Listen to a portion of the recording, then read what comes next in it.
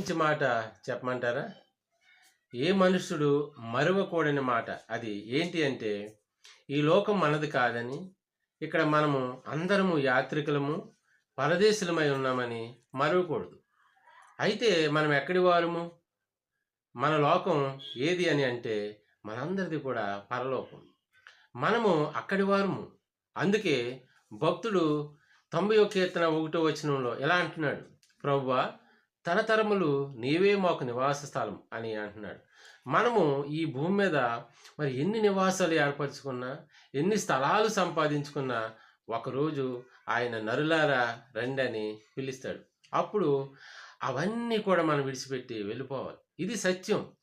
దీనిని ఎప్పటికీ మనం మర్చిపోకూడదు. సహోదరి, సహోదరుడా, దేవుడు తన మాటలు దీవించును గాక. ఆమేన్.